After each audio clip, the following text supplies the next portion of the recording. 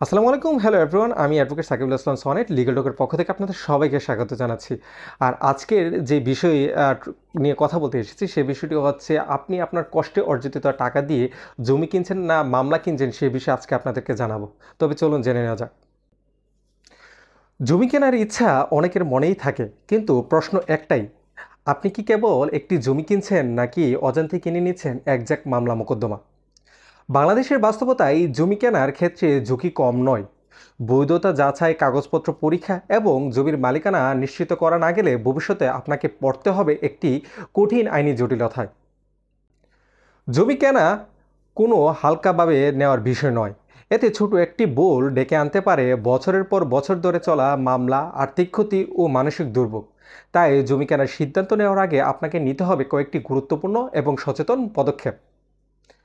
প্রথমেই আপনাকে জেনে নিতে হবে জমির মৌজা, খতিয়ান নাম্বার, দাগ নাম্বার ও পরিমাণ সম্পর্কে বিস্তারিত তথ্য। এগুলো সঠিক যাচাই ছাড়া জমির বৈধতা নিশ্চিত করা সম্ভব নয়। এরপর বিক্রেতার কাছ থেকে জমি সংক্রান্ত কাগজপত্রের ফটোকপি সংগ্রহ করতে হবে। এতে সিএস থাকবে, এসএ থাকবে, আরএস থাকবে। বিএস খতিয়ান ছাড়াও বর্তমানে বেচা কেনার বায়া দলিল সহ অন্যান্য প্রাসঙ্গিক যে দলিলগুলো থাকবে সবগুলোকে আপনাকে সংগ্রহ করতে হবে। বিক্রেতা যদি জমি ক্রয়ের মাধ্যমে মালিক হন তবে তার ক্রয়ের দলিল ভালোভাবে আপনাকে পরীক্ষা করতে হবে। আর তিনি যদি উত্তরাধিকার সূত্রে ওই সম্পত্তির মালিক হন তবে সর্বশেষ জরিপ অনুযায়ী খতিয়ান যাচাই করে দেখতে হবে এবং মালিকানা নিশ্চিত করতে হবে। একই সঙ্গে শরিকদের সঙ্গে জমির ভাগাভাগি বা বন্টন নামা অর্থাৎ ফারেজ রয়েছে কিনা সেটাও অবশ্যই আপনাকে যাচাই করতে হবে। তবে এইগুলোর বাদেও সবচেয়ে একটি গুরুত্বপূর্ণ বিষয় হচ্ছে সেই জমি নিয়ে কোনো মামলা চলছে কিনা তা খতিয়ে দেখা।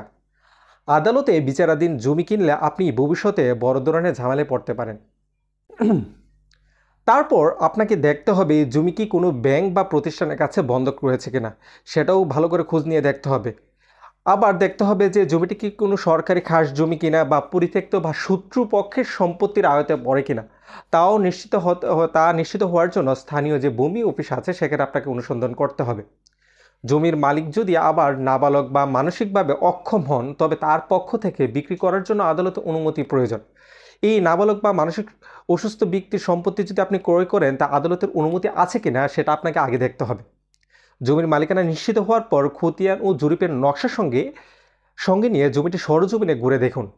বর্তমানে জমিটি কার দখলে রয়েছে এবং সেখানে কোনো রাস্তা, সীমানা বিরোধ বা পদাধিকার সমস্যা আছে কিনা তা সতর্কতাভাবে খতিয়ে দেখতে হবে।